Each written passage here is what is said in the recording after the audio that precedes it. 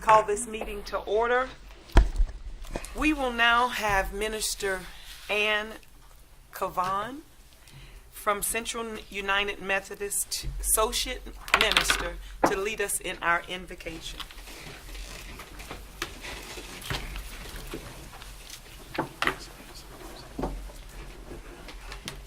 I don't know about y'all, but I need to take a deep breath because it's already been a day.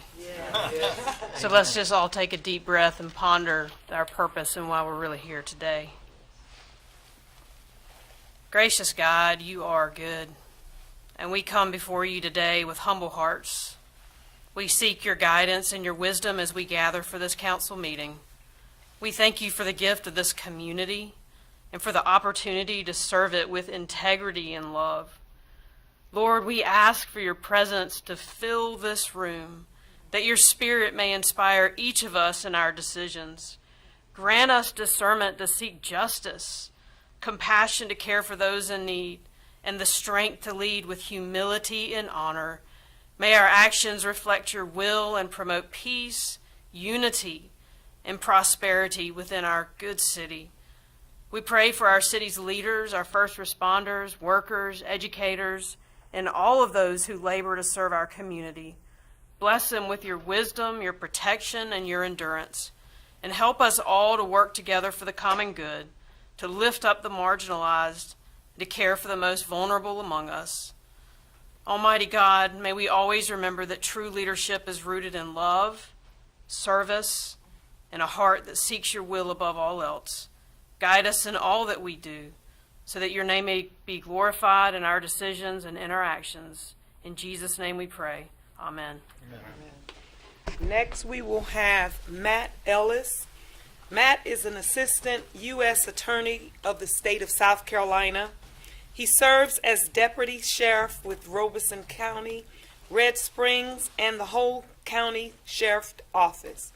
Matt was also a Marine and served as a sergeant of the 1st Battalion, 6th Marine. He has received two Purple Hearts and a Navy recommendation with a V Valor. We are honored to have U.S. Attorney Matt Ellis to lead us in the Pledge of Allegiance. I pledge allegiance to the flag of the United States of America and to the republic for which it stands, one nation under God, indivisible, with liberty and justice for all. Thank you.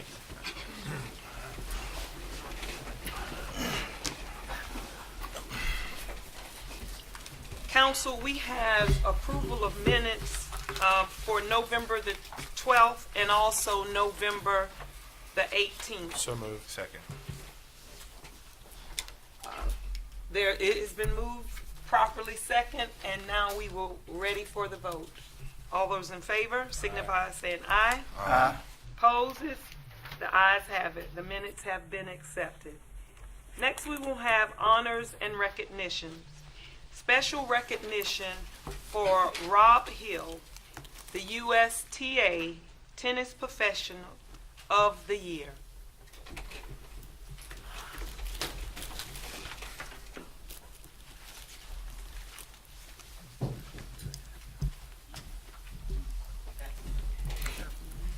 At the 2024 USTA South Carolina Annual Meeting in November, Mr. Rob Hill was honored as the Tennis Professional of the Year.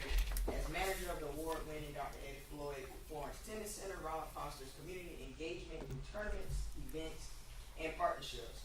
Renowned for his dedication to growing tennis and utilizing the USTA teaching technique, he creates a welcoming environment that promotes healthier communities, and we are honored today to recognize Mr. Rob Hill for that accomplishment.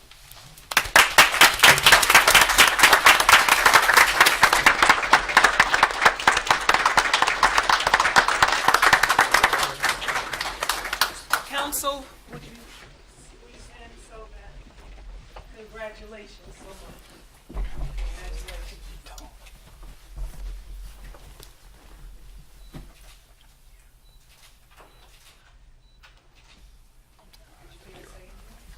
I'm just grateful to work at such a wonderful facility for a city that is believes in making tennis successful to everybody.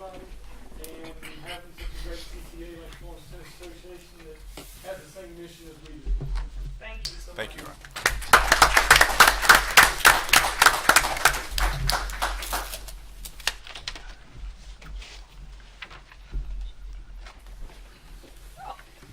Also, in January 2024, the USTSA Southern District named our Recreation Department Department of the Year. So we're recently informed that we are the winners of the 2024 South Carolina Recs and Parks Association Community Champion Award. This award recognizes the quality of our programs and the innovation made to meet the ever-demanding needs of this service area. So our Recs department stands so that we can give you an applaud.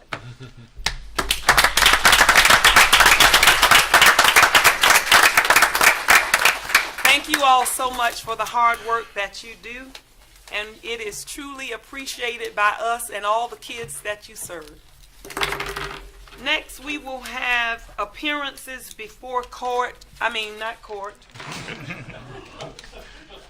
Not court, but council. And Dr. Cabbage-Stock, I don't think we see him.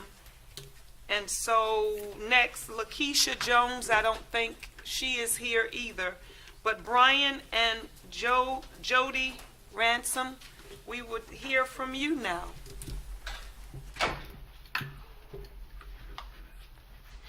Do I get to take the others' time? Yeah. You can have 30 seconds of their time. Thank you, City Council, for the opportunity to speak with you today. When I was young, I heard of a World War II story about two soldiers, hungry, tired, cold. They entered a village seeking food. Each door they knocked on brought the same response. No, we don't have enough to spare.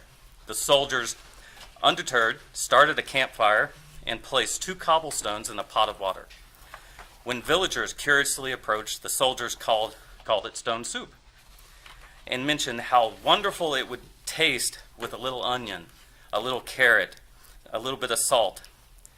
Slowly, each villager brought out what they could spare. Together, they created a feast that fed the entire community. One Table Florence embodies this spirit of collaboration, where individuals, organizations, and businesses come together to create something truly remarkable for our city. So this year's event was a true testament of Florence's commitment to generosity and unity. There were churches, businesses, civic organizations, and individuals that all pulled together. I'm going to attempt to name a few just to give you the depth and the plethora of the people who were involved in bringing this together. So bear with me as I read through this list, but know that I'm going to miss many people who contributed.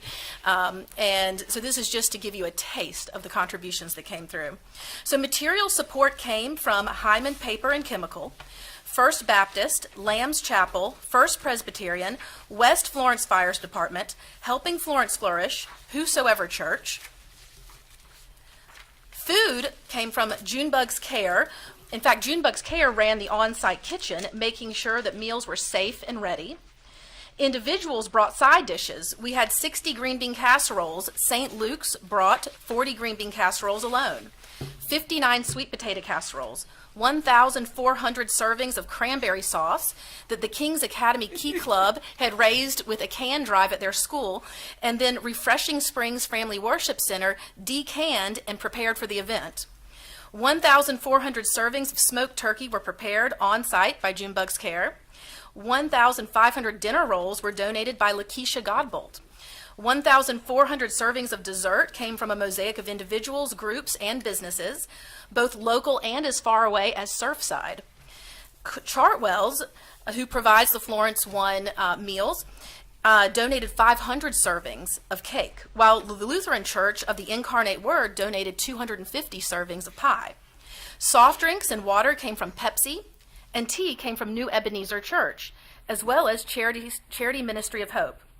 Florence One schools not only promoted the event, but 4th and 5th grade classes at Wallace Gregg, Lester, Briggs, and Lucy T. Davis elementary schools made centerpieces and wreaths. A group of high school band students from West Florence called the Lucky Knights stunned the crowd with a stellar performance on the gazebo. Any leftovers were taken over to My Brother's Keeper and were split with House of Hope. St. Anne's Food Pantry received some of the food as well. Overall, there were 1,000 people who were served a meal in the park, and there were many others who attended who did not eat but stayed to enjoy the celebration with the community. There was a mosaic of pastors who prayed 5-minute blessings every 25 minutes or so for the event. There were 5 in total. Some of those were Baptist, Nazarene, Seventh-day Adventist, and non-denominational. They encompassed Black, white, and Hispanic communities. Beyond the numbers, though, the community is what makes One Table Florence so unforgettable. A man from California who had spent 20 years Thanksgiving alone celebrated with others for the 2nd year in a row at One Table Florence. The Seventh-day Adventist pastor who gave one of the blessings shared a heartwarming story of meeting an Indian couple new to Florence working for Thermo Fisher. They've struggled to make friends while being here, but over a shared meal at one table, they found a connection, and later that night, the pastor invited that family over to his house for dinner with them. We even had a surprise visit from Santa Claus, who came from St. Anne's. It was loved by all. It was really special. And a special shout out goes to J&J Leadership Academy. 15 young men from this organization came out and helped us set up for the event early on Thanksgiving morning, proving their mission to empower and transform the youth into community leaders. And I'm going to take that extra 30 seconds. Thank you very much, Mayor. And so as Florence community grows, so does the need for space where we can grow together, not just as neighbors, but as friends. One Table Florence is that space. It's more than a meal. It's an opportunity to set aside differences, give thanks, and foster a spirit of unity. Last year, we struggled to describe what this event could become, as unique and as experience as it is. It's hard to explain in words. It really is a reflection of the community. This year, however, it blossomed into something that exceeded all expectations. A beautiful mosaic of people working together in love and gratitude. At the end of the day, the Florence community is stronger together. And we are really thrilled about the growing impact of One Table Florence.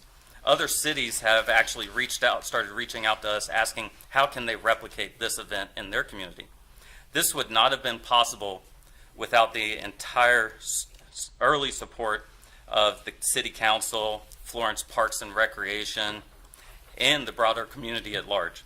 As we plan for the 3rd year, we ask you to join us in fortifying this event and ensuring it becomes a lasting tradition. Can the Florence community count on City Council's support for One Table Florence as we continue planting seeds of hope and gratitude, not only for our city, but beyond? Together, we can make this vision flourish. Thank you all. Thank you so much. Thank you. Yes, thank you. Pro Tem. Yeah, thank you, Mayor. First off, I'm sure I'll speak for everybody. Just thank you for what you do. It's a selfless giving, and especially at that time of year, we all just are appreciative of what you're doing and bringing this to our community and allowing an opportunity for the community to come together like they do. So thank you so much, Brian, Jody, for that. I have one question, though, because the picture is great, and it's wonderful, and it's a great mosaic, as you're talking about. By any chance, and if you don't have it for this past year, maybe you can look at it for next year, a video that just kind of summarizes, because I think, Amanda, any chance that if they did that, we might can post that and share that on the city's website and Facebook page. We'd like to be able to promote it, I think. I don't want to speak for Scotty, for the staff, but I think there's a good likelihood it might get promoted if such a thing existed? Yes, we have a lot of video from the event, and we're working through cutting it right now, and we're editing it down. There are a lot of videos already on our Facebook page as well that can be used. But if you wanted to assemble something and send Yes. it over to city, I think that would be something that the community at large would like to see. Understood, and we would using love to the do city's that. website. The chair now recognizes Councilman Braddock. Yeah, again, thank you for putting this on. I know it's a heavy lift. The second year is really that tough year. You know, how's it going to go? You said support for the third year.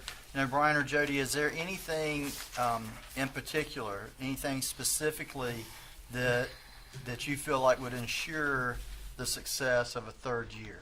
For us, honestly, we have such great support in the community on a lot of material support. Really what it comes down to for us is how do we fill in that budgetary support, because there are some expenses that we have. We purchased the turkey, and we also have expended materials that we use each year. So we really need to kind of find how to gain that foundational support year to year. Do you know what's that dollar figure? Yeah, and I've created a budget overview that I can pass out to you, and Okay. you can keep and discuss amongst yourself. But the venue and the size and the park and everything. The park is honestly, when I just want to say briefly, last year when we came from Aiken, South Carolina, where we saw this first, and it was downtown in Aiken Alley. It was very special, and we were hoping it would be here downtown. And Parks and Rec said, no, please go to Timrod Park. And we found after year one that it was fantastic. It was amazing. It was the place to hold this. And this year just solidified that for us. The location there behind the Lot and Chase House is absolutely fantastic. It works very well. Kids playing, you know, running around, and the people everywhere. It was really well designed for what we're doing. Great. So logistically, everything's good. It's the old adage, you know, money's the answer. What's the question? Chair recognizes Councilwoman Neesmith. I want to thank you guys because I remember last year, the first year, when we met and you guys told me what you wanted to do, and just seeing this in fruition for the second year just really blows my mind. Tell me from the first year to this year, how has it grown? How much has it grown? Yeah, I can share. Yeah, so we provide first responder meals in addition to feeding the people in the park. So first year, when all was said and done, we did feed about 850 people. Okay. 100 of those went to first responders, so that would be 750 in the park. This year, we were up to approximately 1,000, and only about 50 of those were first responders because the city police had someone come in and cook for them, so we didn't provide those meals. So we were looking about 950 in the park. Good. And next year going to be even bigger. That's right.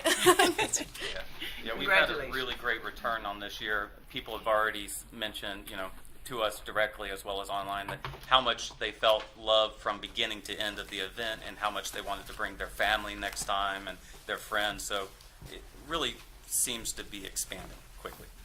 Thank y'all for what y'all brought to our community and seeing the vision in Aiken and bringing it here. Thank y'all so much. It is greatly needed and appreciated. So I too want to thank you. It's amazing how when you so love grows. And I know that this will continue to grow. Y'all, kudos. I love that plug, stronger together, because we really are. Yes. And we pray that you will continue to grow, and we will partner to make that happen, hopefully. Thank you so much. Yes, thank you all. Much appreciated. Thank you. Council, next, we will have ordinance in position. Bill number 2024-20, second reading. This is an ordinance to amend the budget for the city of Florence, South Carolina for the fiscal year beginning July 1, 2024 and ending June 30th, 2025. What say you? So move. Second. It's been moved and properly second. Any discussion? Ready for the question? All those in favor signify by saying aye. Aye. Any opposed? The ayes have it. Bill number 2024-20 has passed. Next, we have Bill number 2024-21, second reading. It's an ordinance to amend the due dates on Section 20 of the City Florence Code of Ordinance to align with the city's business license renewal date. So moved. Second. It's been properly moved in second. All those in favor? Any opposes? The ayes have it. Bill number 2024-21 has passed. Next, we have Bill number 2024-22. It's the second reading. This is an ordinance to amend Article 1, Chapter 3 of the City of Florence Code of Ordinance to add provisions related to prohibiting ownership or keeping of livestock and wild animals and other matters related thereto. Is there motion? Motion. Second. All those in favor? I think it was going to be Oh, That's discussion. who goes? We can finish this? Once you do the motion and you have a second, then you can call. Call for the, okay. So we now have some people that are here, addition, okay, to speak before council regarding this matter. First, we have Charlotte Ward. Ms. Charlotte Ward, would you please come forward? And if Nikki Zigafus, you can come on up as well.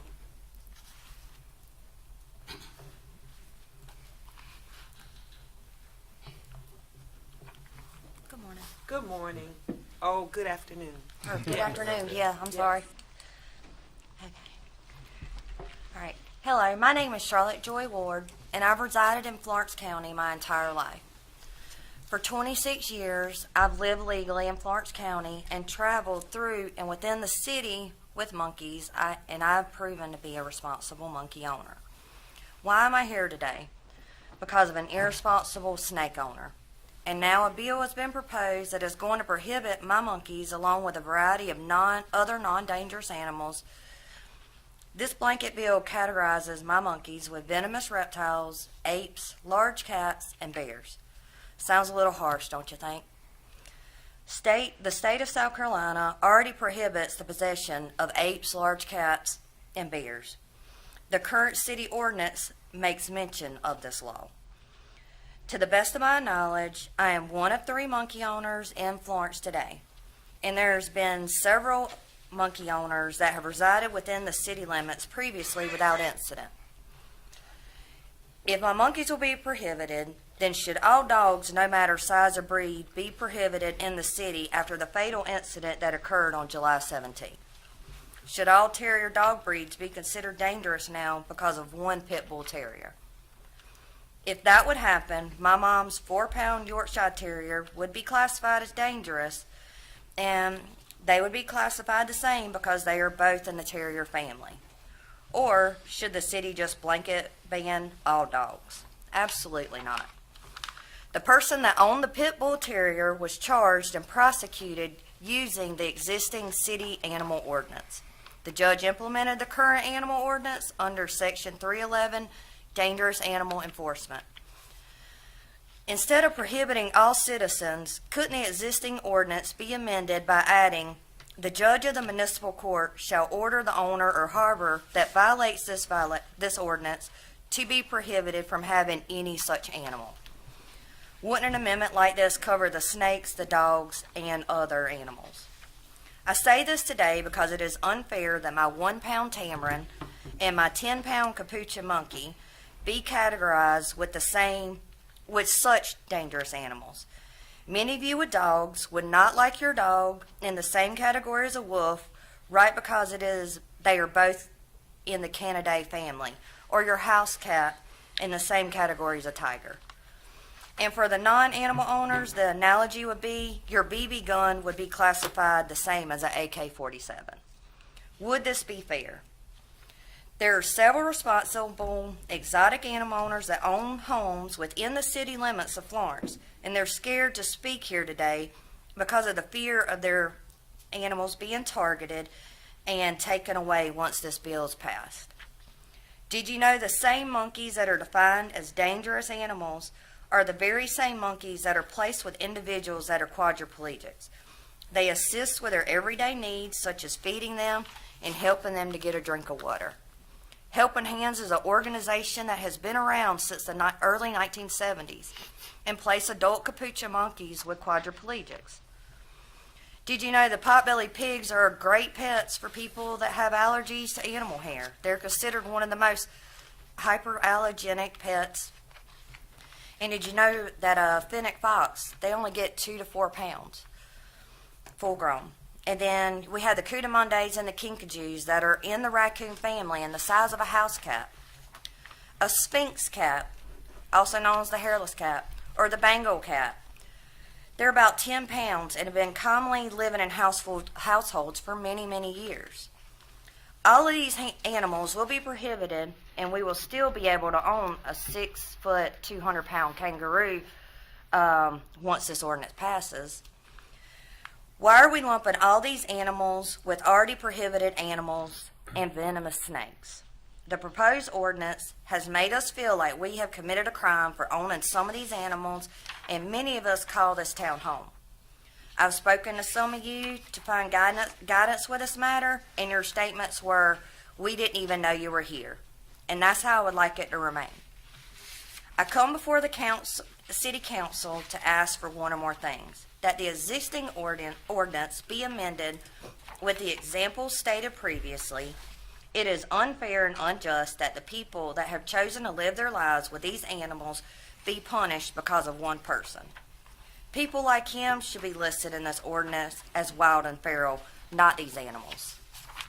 Or amend the proposed ordinance to add a grandfather clause so innocent animals are not taken from their homes. And add an exemption for 501c3 animal rescues and USDA facilities. Remove monkeys and some of these other animals described previously, and add a registration process. Today I ask you to put yourself in my shoes and work with us so we remain law-abiding citizens and continue to be responsible exotic animal owners in the town we call home. Thank you for your time and giving me the opportunity to speak. Thank you so much. Council, if you don't mind, could we bring all of them, let all of them speak, and then we respond? So don't go anywhere. And Philip Goss, you could come up as well after Miss Nikki Zickafoos. Hi, my name is Nikki Zickafoos, and I've lived in Florence County for all 43 years of my life. For the majority of those years, I have owned many animals that are on the proposed ban list. I do not live in the city limits itself, but there are times that I do have to travel through the city with my animals for veterinary care. There's also the possibility that my property may be annexed into the city in the future. This bill is entirely unnecessary. There are already laws in place that can be used in instances where someone's life is in danger or is taken. When a woman in Florence was killed by a dog over the summer, the owners were charged with owning a dangerous animal. This law can be used whenever necessary. It's also absolutely asinine that this bill allows animals to be seized and euthanized before a hearing can even take place. From my own personal experiences with the city of Florence, when my life was threatened by a human, not by an animal, I'm sad to say that I have no faith in law enforcement to make the proper judgment calls when it comes to the lives of animals.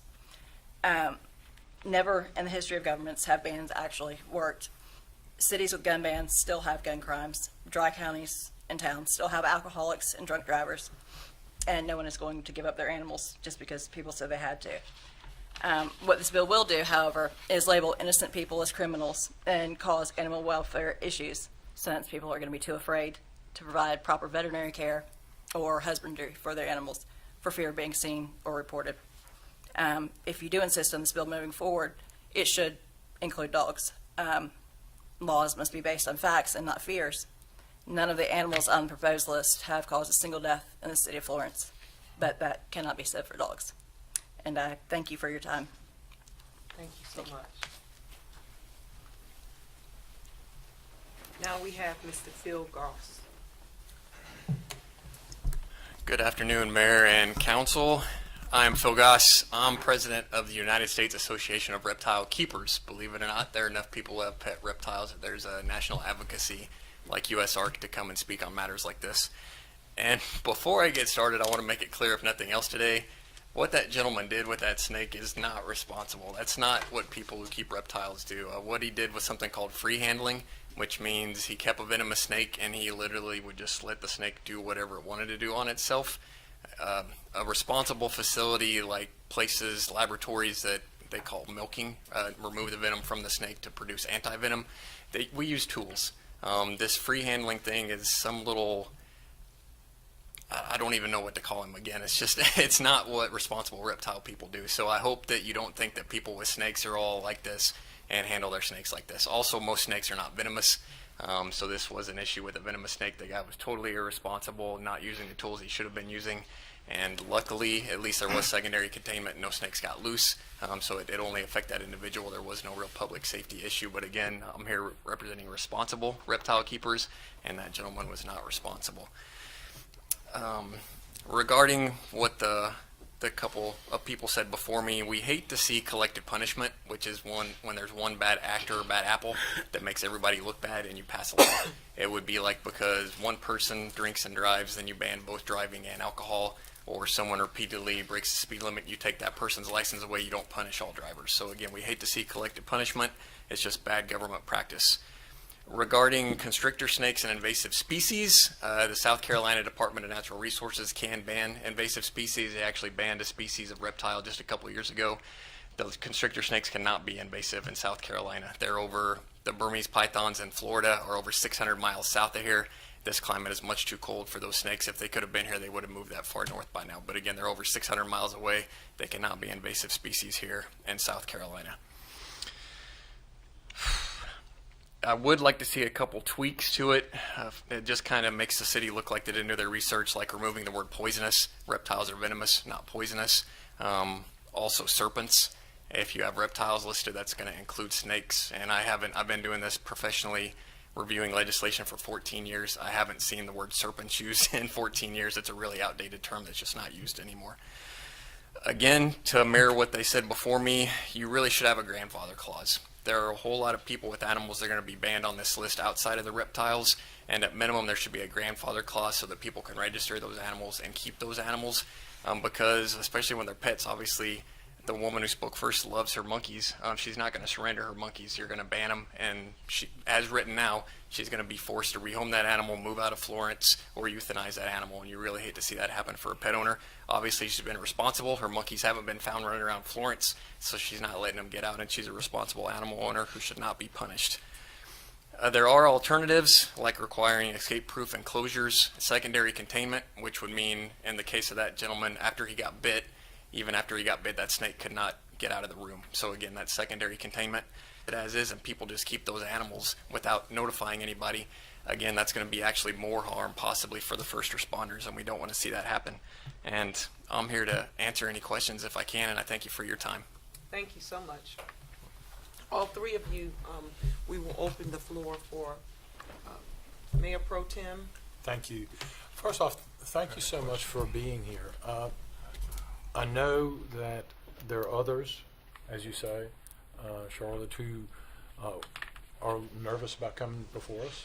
So it's nice to have representatives who are willing to come up and speak and address. I don't think any of us on this council consider ourselves to be botanists or zoologists or anything of that nature. I think we were responding to a very serious matter that occurred. And this is legislation that has been in place in other communities, so it's not something that we created new. But I do think, Mr. City Manager and our attorney, there are some points that have been raised and issues concerning exemptions, concerning grandfather clauses, registration, possible another approach perhaps with looking at our existing ordinances. Would it be advisable perhaps for us to defer the second reading and allow staff and our attorneys to take a deeper look, perhaps even allow members of the community who have an interest and would like to give input to meet with our city manager and provide some of that input. Scotty, Ron, is that something that we might can take a look at or not?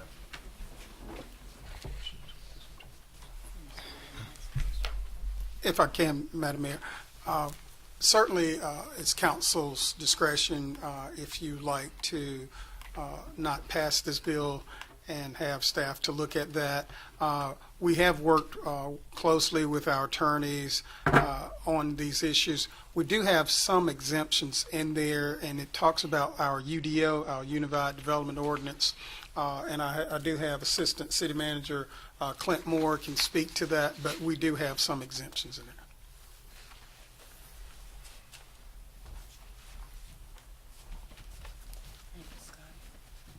So within the Unified Development Ordinance, it does have a few exceptions within allowing certain things outside of your household pets, which of course is permitted. It limits the number of dogs, number of chickens, things of that nature that you can have in a residential area. And then it also speaks to your swine, horses, cattle, sheep, and goats, more of your livestock type uses, and that's dependent upon the size of the property and the zoning designation. So there are certain exceptions built within the Unified Development Ordinance that allows different types of animals to be owned and maintained on their property. It does not speak to your reptiles or snakes or anything of that nature, though. Thank you. If I may continue. Yeah. Just with our attorney who's here, Ron, is that, I know that you and Luke and Mr. Ziegler, y'all have been looking at this, and we've been receiving information. I know all of us on council have been getting emails about this, and is there an opportunity perhaps to take another look into this if we were to defer it to next month? Yes, sir. We have discussed this matter with staff, and as the city manager referenced, we've looked at a number of different areas, but it certainly is within the council's discretion to allow more time and defer second reading while we look at any lingering questions for clarity or confirmation so that any concerns can be more thoroughly addressed or reviewed. That's certainly within the purview of the council if you so choose. Okay, thank you. Before we make a motion, I'd like to hear from Councilman Cole. Yeah, I just have a question. I think it goes, and I guess the deferment probably is the best thing here, but the question I have is pertaining to the grandfather clause. I don't know who can speak on this, maybe Scotty or maybe Clint. Scotty, okay. Well, if you're grandfathered in, does that include breeding? What if there was some mating or anything? How does that work? Is it the owner itself would be categorized as grandfathered in, or is it the animal? Well, we've talked about that. It's not staff's recommendation to do a grandfather clause there. I think it would complicate matters there, and it wouldn't address the issue that was brought before staff.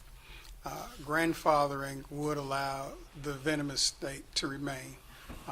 We were under the direction from the public and from certain members of council asking us to bring forth an ordinance that would prevent what happened. This is what we've done. We've looked at Columbia, we've looked at Spartanburg, we looked at language and the police powers that are given to the city council to ensure the public health and safety. So we tried to present that in this ordinance there. It wouldn't be our recommendation. Certainly we work for the members of council and we'll do as directed, but we wouldn't recommend a grandfather clause. So I think, is that you? No, I have a question. I have another question. You have it. You have another question? Okay. So Chair recognizes Councilman Braddock. One, and you may have mentioned it, Mrs. Ward, and I don't know what your occupation is, but a trial attorney might be a good one. I work for Florence County and have for 6 years, so we're always implementing and mandating what Florence County ordinance has in effect. So, Well, you did a very good job. I had a question. I don't know if I missed it. What is the reference to USDA facilities? What is that in regards to? that is in regards to if, right now, I know of one that actually comes to the city of Florence and actually did a show over the weekend for education, and they will not legally be able to come into the city of Florence to do those educational programs with any of these animals, and they do actually do educational with venomous snakes, but they're educated. They are, and they're actually licensed through the United States Department of Agriculture. When I say I have a 501c3 primate sanctuary, and it is outside of Florence, but sometimes when you rescue a primate or rescue another animal, or you're rehabbing a squirrel or a possum or a raccoon, you may have to bring that animal through the city of Florence, either to hit the interstate for transporting to get that, or to take it to veterinary care. I have property that is 200 feet from the municipal boundary. So if I ever wanted to annex that property, I still have to go through the city of Florence to go to my parents' house. And that will be unlawful because there is nothing in this bill saying that I can even travel through the city of Florence. And when I say that, if I get pulled over and I have a monkey in my car, which when I say that, they are properly restrained, they're in a locked enclosure, they're not running around free in the car or on a leash, they are properly retained. But someone that's not educated and just happens to know we have a ban, they can literally take that primate from me, and then whatever the discretion of the authority, of law, that they can dispose of him, place him, and that's, I've had one in my possession for 23 years. Okay? So, do you imagine having a animal, even if you have a dog or cat that you've had in your possession 5 years, you love that baby, So, for it to just be, okay, they're banned because of an irresponsible guy that does not handle his snakes properly, continues to not handle them properly. All you have to do is look at his social media. He doesn't represent us. We have proven to be responsible owners. I know I've owned monkeys for 26 years. I know Nikki has owned them several years. I know I've had calls all week of this. There's a man that's got a 12-year-old pot-bellied pig. It's going to be banned. I don't want you to, because we've got some more questions. Okay. We've got some more. Councilman Hold on, I got Smith, you've got some more? I got two for the city. Two for the city. Yes, sorry. One is pet store owners. Do our local? I'm surprised we don't have like a pet store owner here. Do they sell any of the animals on the list that are in the city? Yeah, I think The only pet stores we have now is Petco and PetSmart. Pet Lovers has gone out of business. They used to sell some that could fall under this. I don't know about if they're under the last owner of him being USDA licensed, but no, he wouldn't be able to. Yeah, to our knowledge, they were the only business that sold they sold snakes and some of the type of animals that would not be permitted with this ordinance, but they're no longer in business. And the other question for city staff is these primates that were mentioned, and that she referenced, the smaller ones that assist with paraplegics. Was there an issue that caused us to put that in there? Did we see it in other ordinances and add it?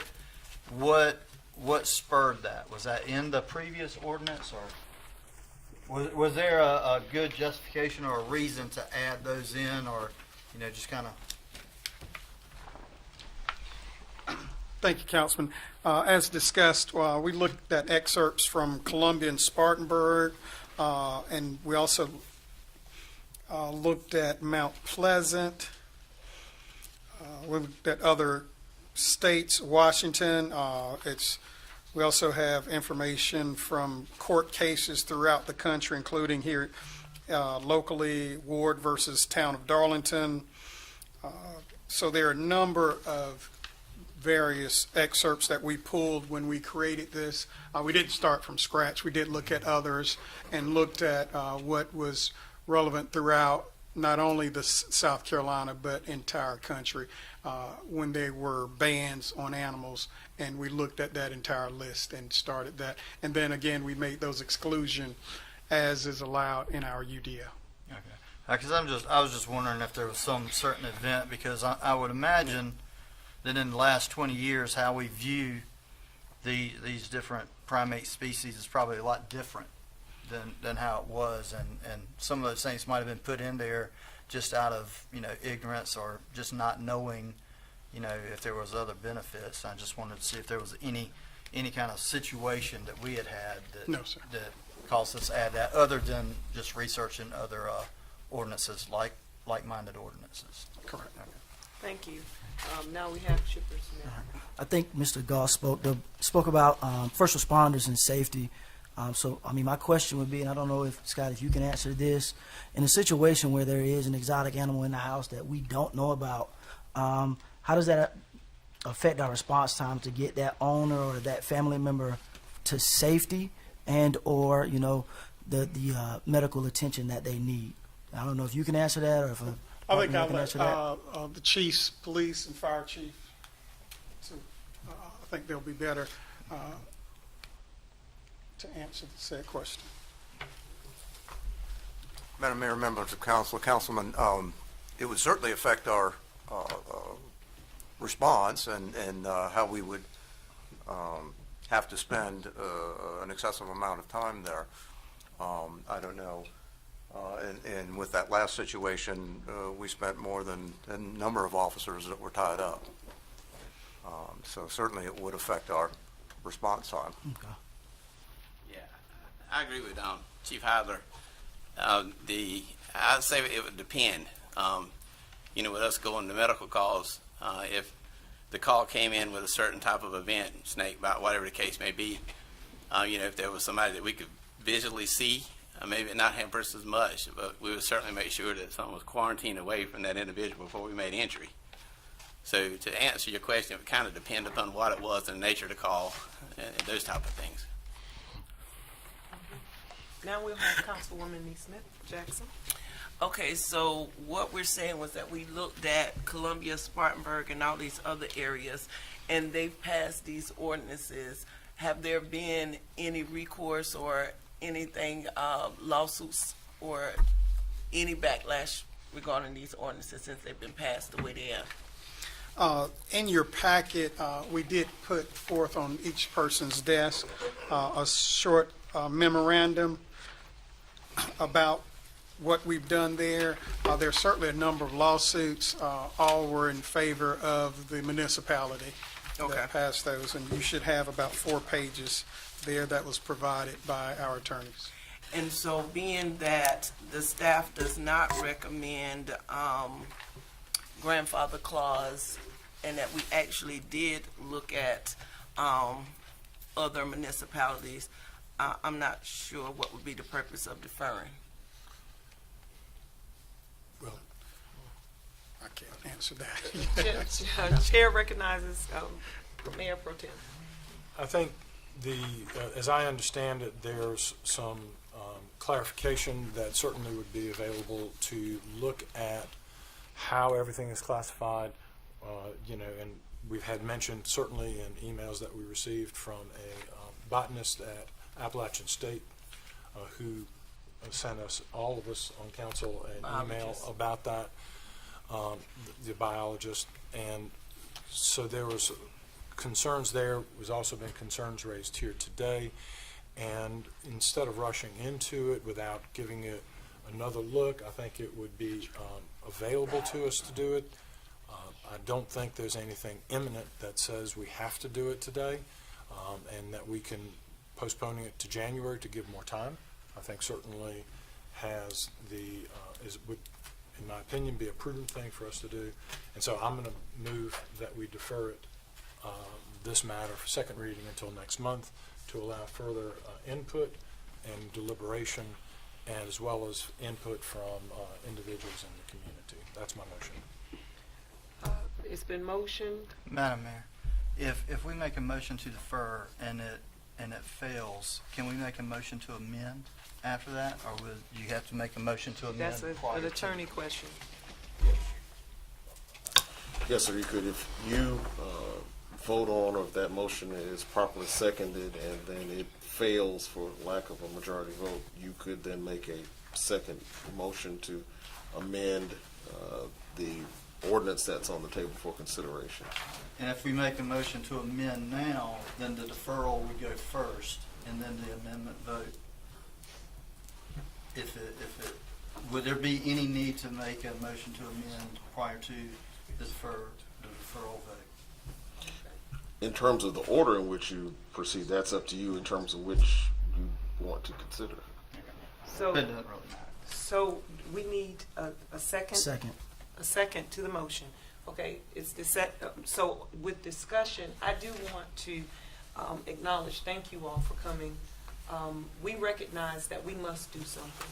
That irresponsible snake owner, something has to happen. We cannot have that in close quarters of families. And so I thank you for agreeing with us with that. But we too don't want to rush to do anything that would cause any harm to. So I too agree with deferring to make sure, to ensure that we are carrying this thing out properly. However, we are going to have to do something. We cannot allow this to happen and close our eyes. Okay? So it's been properly moved in second for deferral. All those in favor with the deferral signify by saying aye. Aye. Those opposed signify by saying nay. The ayes have it.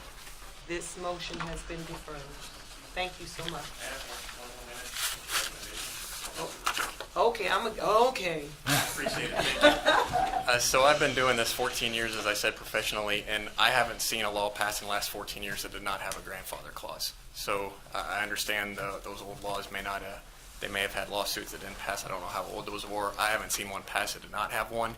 And although I would hate to see it, you could not allow grandfathering of venomous snakes and allow grandfathering of the other animals. So I understand you have this issue. I know you have to do something about it. I totally get it. I hate that it happened. Yeah. It's unfortunate, but again, those are a couple of options for you to look at. So. I'll recommend that, you all have been corresponding through email. If there's anything that you would like to see, I can't promise you that it would be in there, but please do reach out through email. Absolutely. Thank you. And if I may add one thing, the emails have just been coming to council members. They have not been directed to staff. Okay. So if you have any communication, Mr. City Manager, would you like to share your email address with them so they can send you the email, please? I won't post it online, don't worry. Sure, it's online as well. sdavis@cityofflorence.com. sdavis@cityofflorence.com. Thank you. Thank you all so much. Thank you, Council. Thank you, Mayor. Who would we speak with or get with in reference to assisting with the amendment of the proposed ordinance? Scotty Davis. S. Davis. We sending everything his way. Thank y'all so much for listening. Thank you. Thank you. Next, council, we have bill number 2024-23. It's a second reading. An ordinance to annex and zone NC-15-2499 West Edgefield Road, identified as Florence County map, tax map number 01221-01-140. So moved. So, it's been moved in second. All those in favor signify by saying aye. Aye. Opposes? The ayes have it. Let the record reflect that bill number 2024-23 has passed. Next, we have on the agenda bill number 2024-24. It is the second reading. This is an ordinance to repeal Division 4 of Article 3, Chapter 2 of the City of Florence Code of Ordinance entitled Aesthetics Advisory Committee. What say you? So moved. Second. It's been moved and properly second. All those in favor signify by saying aye. Aye. Opposes? The ayes have it. Next, we have introduction of ordinance. This is bill number 2024-25. It is a first reading. This is an ordinance to annex and zone RG-3, the property located at 2501 Alligator Road, identified as Florence County Tax Map Number 00125-01-004. What say you? So move. Second. It's been moved and properly second. Thank you, Mayor, members of council. This is a 101-acre parcel that is located just off of Alligator Road. There is a proposed subdivision going here. It has not made its way to Planning Commission for sketch plan review. We have received a submittal for it. Here's a little zoom in of the property. The proposed zoning is RG3. It is proposed to be a single-family residential neighborhood with approximately 330 lots associated with that. And the Planning Commission did recommend the zoning of RG3 unanimously. And this concludes staff's report. Mayor Pro Tem. Just to, if you pull that map back up again, please. Sure. So the other properties that are in blue that are City of Florence, are they, that are residential, are those also RG3? It depends on, some of them are NC, the neighborhood conservation, because they were established prior to our Unified Development Ordinance. But the predominant zoning in that area, I think Wildbird has some RG3 zoning in it as well. So that is a common lot size for that area. Okay, thank you. Councilman McCall? Yep, my question is on the utility. Is there, what's the availability of city water? Yeah, city water is currently available. However, sewer is not, so the developer would be responsible for the extension of sewer. Okay, is he aware of that already? Yes. Okay. Chair recognizes Councilman Chipper Smith. You might have said it. In this zoning, this is all single family. Am I saying that correct? That's correct. The RG3 does allow for some higher density, but they have to have some large land set asides in order to accomplish that. But the proposed sketch plan we've seen only proposes single-family detached housing. Did you say this has gone through planning or no? It's gone through planning for the zoning recommendation, but the sketch plan is scheduled for January for review. Okay. It has been moved and properly second. All those in favor signify by saying aye. Aye. Opposes? The ayes have it. Let the record reflect that bill number 2024-25 has passed. Next, we have introduction of resolution. Resolution number 43. A resolution to encourage staff to implement the 5-point plan, 5-point crime plan. What say you? Move to make motion. It's been moved and properly second. All those, well, I'm sorry, there's a discussion. There is a discussion. And so, yes, thank you so much. This 5-point plan is something that we've been talking about. And as you all know, that crime is not just a statistic or a news headline. It is a challenge that touches our communities. It disrupts our lives and hinders progress in our city. Addressing this issue is not just about enforcement. It is about prevention, intervention, and collective action.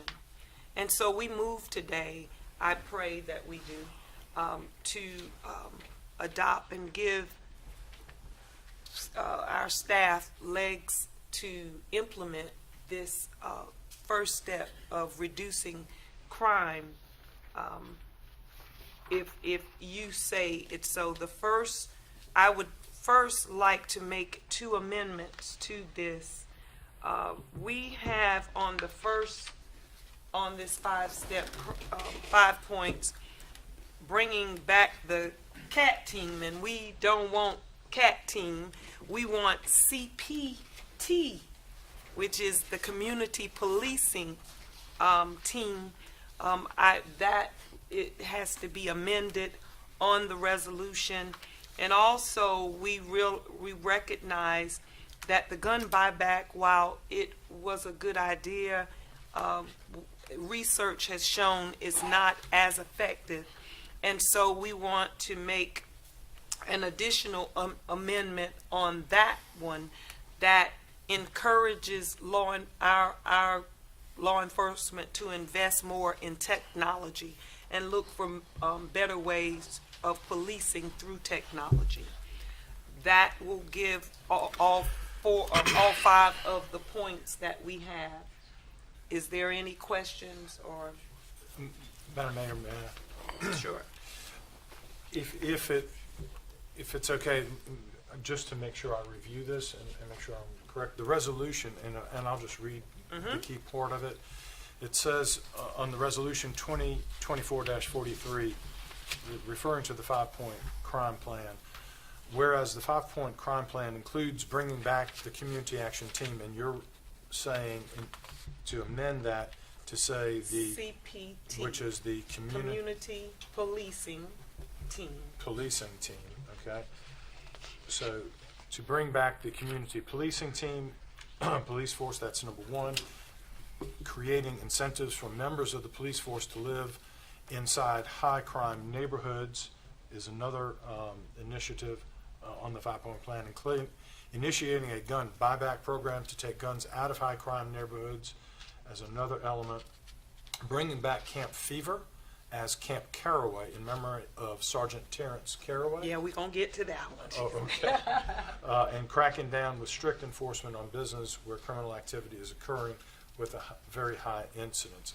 So the amendment you would like to make, one of them is to change community action team to community policing team. Is that correct? That is correct. And that's amendment number 1. And the second amendment is With the gun buyback to introduce more ways to use technology through policing.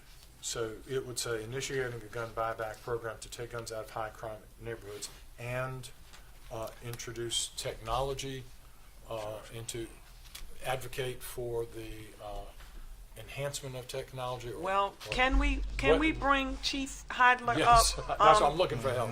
Yes.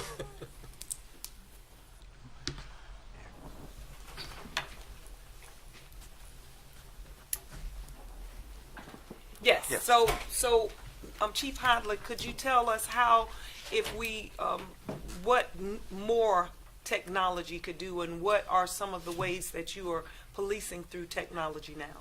Well, Madam Mayor, members of council, I have a number of techno-savvy officers on the department. They are constantly looking for different ways that we can utilize, and I believe that we should be utilizing as much technology as we have the ability to get.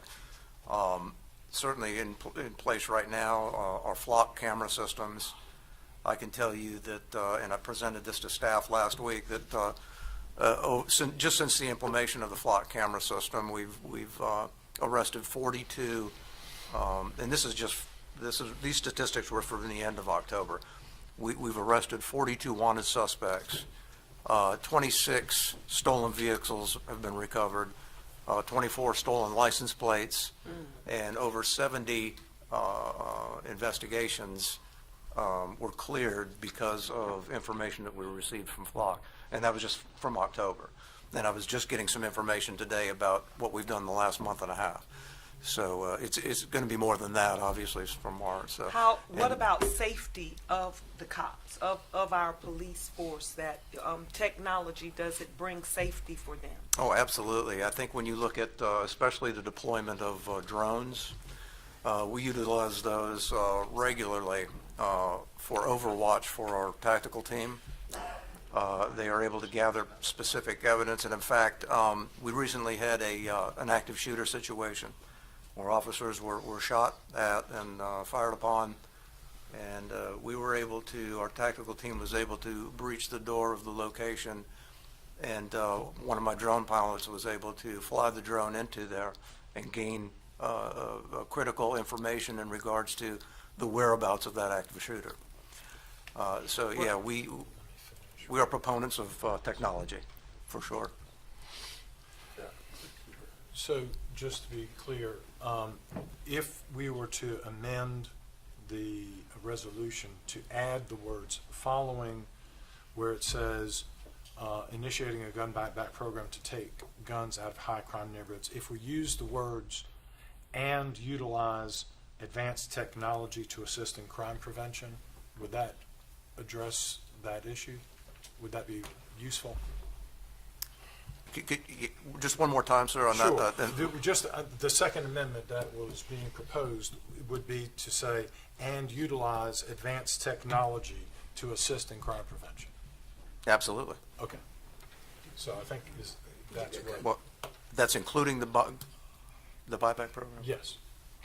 Well, we're not including the buyback program. I think she made her amendment. That's what Yeah.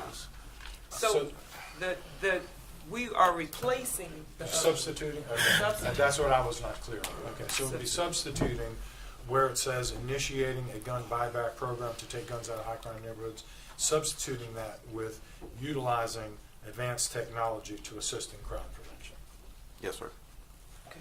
Now we will hear from Councilman Braddock. Yeah, I wanted to make sure that was the case, because the gun buyback, it's not budgeted, and where you're going to get the money, you don't know if the guns are local or, it's just, I just wanted to make sure that it was a replacement, not an addition. Yep. Okay. The flock cameras, are we planning to get more additional flock cameras? Well, that obviously is a tremendous expense, and we have, I think we're working with some folks and our legislative delegation to talk about that again. Okay. But yeah, more of those would be great too. So in addition to the flock camera, what other technologies do we have? I know you said the drones, so it's just the drones and the flock cameras right now? No, ma'am. I mean, obviously the officers are wearing body cameras. We have cameras in the vehicles. We have a new records management system that is really huge to us, because what we had been utilizing was on a 1997 platform, and so we are able to gather a lot more data and enter it into this program that is available at the fingertips of officers now. And I'm glad to know it's going to be a that. greater assistance the further down the road we go with us. And it's good to know that we're going to start utilizing technology, because there was some new technology that I learned in Tampa over that weekend, so we got to talk about it. Okay, See, absolutely. Well, I'm going to tell you, I'm learning about it all the time, because, like I said, I have techno-savvy officers that are always bringing me new information to consider. So I'm excited about us using that technology, because I have definitely have some good ones that's coming up that we're utilizing. Thank you, ma'am. I'll just Okay, now we have Councilman McCall. Thank you, Madam Mayor. This is a form of record, so I am in favor of this proposed resolution because I firmly believe that no one should live in fear of violence in their own community or be afraid to step outside of their home. I've attended countless community meetings and spoken with many residents, and I'm confident that they will appreciate the mayor's initiative to make crime a priority for our city. That said, while I support this resolution, I want to issue a word of caution. Often crime plans, while well-intentioned, can unintentionally strain relations between law enforcement and the community. As someone who grew up in a high crime area, I witnessed firsthand the tension of such measures can bring about. It's crucial that we are mindful of these concerns as this plan is implemented. I've spoken with the mayor, and I've actually worked with her on this plan. I've spoken with the city manager, Scotty, as well as Chief of Police, Alan Howler, and they assured me that they will work diligently to address these potential issues. Lastly, let me be clear, while I'm in support of this crime plan, if the strain between law enforcement and the community becomes too great, I will be one of the loudest voices opposing this measure. I want to ensure that we build a safer Florence without sacrificing the trust or unity in our community. That being said, I believe this resolution has the potential to make a real difference in addressing crime and improving the safety of our community. With thoughtful implementation and community collaboration, I am confident that we can achieve these goals together. Thank you. Thank you. Does that include, is that about the community policing team? Your concerns? Well, Yes, yeah. that- Well, and as I stated earlier, I've lived in a community where there has been emphasis on crime, and oftentimes, in underserved communities, or excuse me, underserved, that's a bad word, in high crime areas, there sometimes is an unintended consequence with it, and I just want to make sure that we're continuing to do the right thing as we're doing now. I feel like our law enforcement, I will greatly say, since I've been on council, has been doing tremendous work in the neighborhoods, and I think that the relationship between our law enforcement officers and the community has been great.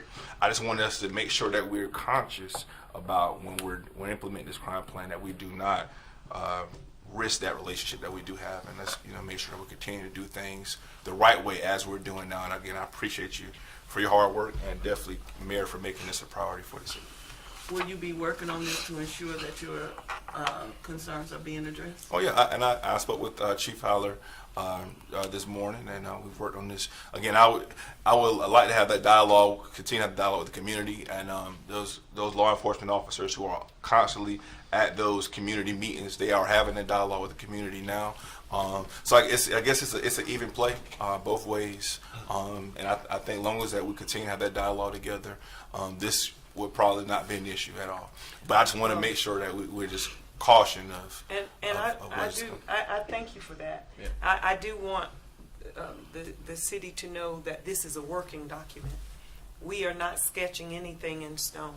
We do things that work. If it doesn't work, we don't do them.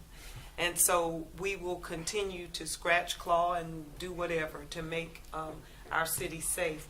But we do have to go on and finish voting for this. So if you all don't mind, I'd like to make the amendments.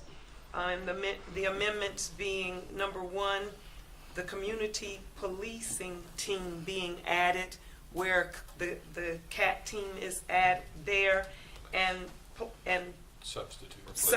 replace, I'm sorry. And then second, I'd like to replace where there is a gun buyback to utilizing advanced technology to assist in crime prevention. All the, do I have well, that mine the motion, is there a second? You second. So now we vote, is all in favor? Aye. Any opposed? Let the records reflect that it has, the amendment has passed. Yes. So now we've got to vote for the resolution itself. As amended. But before, As amended. So is there a motion to, I think it's still on the floor. it's still already on the floor. So now all in favor? Aye. Any opposed? All the ayes have it. So before we move on, I'd like for us to take a moment. These things that we are now putting in place, we have Sergeant Caraway's wife in the audience, and would you stand and please come up as we honor Sergeant Caraway, who has given his life come up here.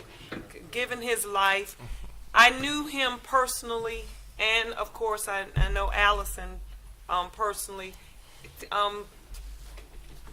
Terrence mentored some people. I owned a beauty salon and barbershop, and he frequented that barbershop. And there were some parents that worked for me, and he mentored some of the kids. So I knew firsthand what he did. So having a camp named after him is appropriate. It's not because you're friends. It's appropriate because it's just the right thing. And so I just wanted to come and just have her to come. Would you care to say anything? Thank you, Mayor Barnes, Council, for reintroducing Camp Fever. That was very near and dear to him. He loved the youth, and he wanted to make sure that every one of the youth realized that their location and their situation didn't define their destination. And that was a way and a tool he used to empower the youth. And I'm thankful that you are continuing that. Yeah, I got to get home.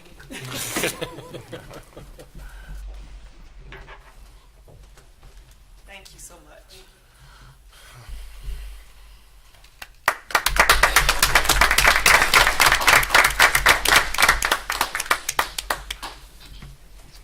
Okay, next on the agenda, we have resolution number 2024-44, and it is a resolution to amend the conditional grant and development agreement for the property located in the overlay district.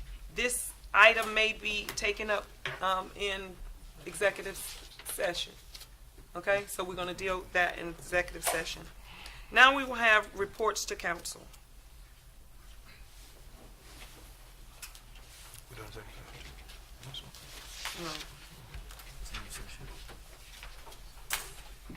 And Scotty, before you do the boards and commissions, I would like for you to go back and add the housing authority. I think we missed an appointment on there, to include my appointment back on housing authority.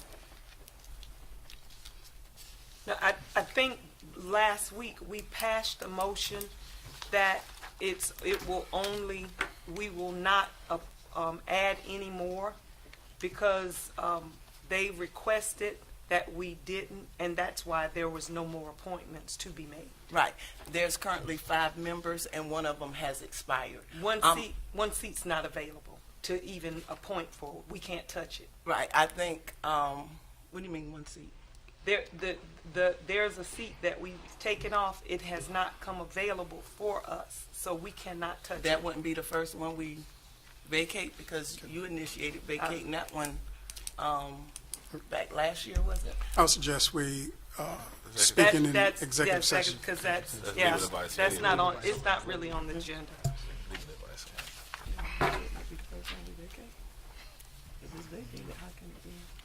Okay. City manager report. City's managers. Okay. City managers report. Thank you, Madam Mayor, members of council. Just a couple of updates for you. As mentioned earlier, you should have had notice about design guidelines. We'll have a meeting tomorrow, Wednesday, December 11th at 5:30 to go over design guidelines. We'll be soliciting public input into the update of the design guidelines for the overlay district, as well as we'll be providing a draft for the updated downtown design guidelines. You certainly all are invited and asking the public to attend. That's Wednesday, December 11th, 5:30 here in council chambers. Wednesday, 5:30. City staff members will be going to Spruce Pine, North Carolina on tomorrow. As you know, we adopted that community. They are hard hit by the hurricane. They have 32 employees. City staff actually adopted those employees.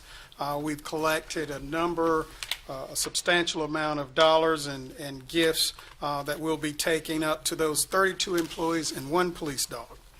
So we'd like to thank Councilman Jabali for providing some chocolates there, some local chocolates there. So we appreciate all of that, and again, the hard works of city staff there, and again, we'll be leaving tomorrow to deliver those goods. They are still struggling in that community. We're trying to have lunch with them, and we had to actually have that catered because they don't have adequate water and supplies in that area. So we will be making that trek up tomorrow.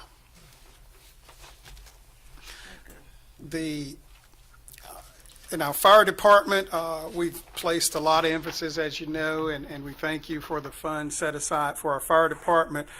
We have 2 fire engines and 1 ladder, over $4 million in apparatus we will be receiving soon. We have 1 fire truck here. We should have another about January or February of next year there, and a ladder will probably 8-10 months out. There, so we're proud of the fire department, and hopefully we won't have many requests in this budget year from the fire department. And finally, I'd like to also recognize, I've just received information this morning, Councilwoman Jackson has been appointed to the board on the National League of Cities, National Black Caucus of Local Elected Officials. She's a board member of that national organization. And represent the state of South Carolina. Representing the state of South Carolina. That concludes the staff's report. Okay. Next, we will have the mayor's report. And I will just talk about our Christmas tree lighting. It was a wonderful event. Hannah and her team staff has done a wonderful job. We had Santa Claus there. We had a 2-story foot slide, and the children did not care that it was freezing cold. They were on it with no shoes on. They really just enjoyed themselves. The police gave away they gave away toys. We had the Christmas tree lighting. We had a digital Christmas tree that Hannah said took hours and hours to program.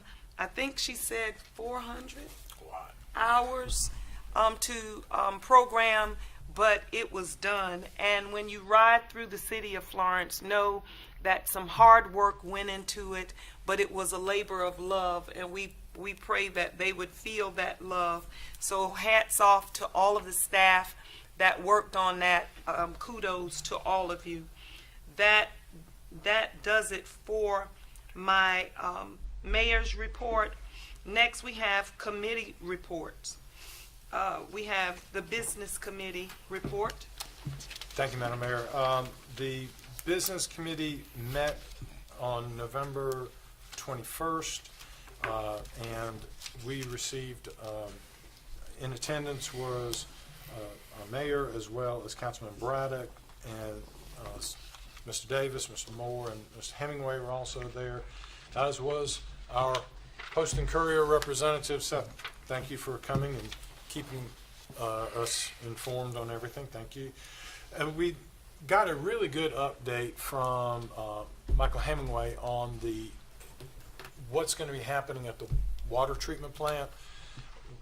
We had the pictures were brought up and showing us over the next however many years it's going to be as we go from 10 million gallon per day capacity to expand to 20 million gallons a day. And the processes, it was a really good discussion. Michael, as always, you educate us wonderfully, and we thank you for that. That's it was very helpful, and certainly all of us on council benefit from being educated on that. We also had some conversation about Ask Sci and what its capabilities are. There was further updates on different projects from Mr. Moore on the stormwater projects at Cedar and McQueen, as well as some road improvement projects, and we went over that. There was additional road work is going to occur on South Dargan Street. We were told about that. We're also giving updates on Carolina Theater, the rail trail, and a project for 170 West Evans. And that's basically was just an update that we got. Unless, Madam Mayor, you or Councilman Braddock have anything further No. to add, then that's our report from the business development.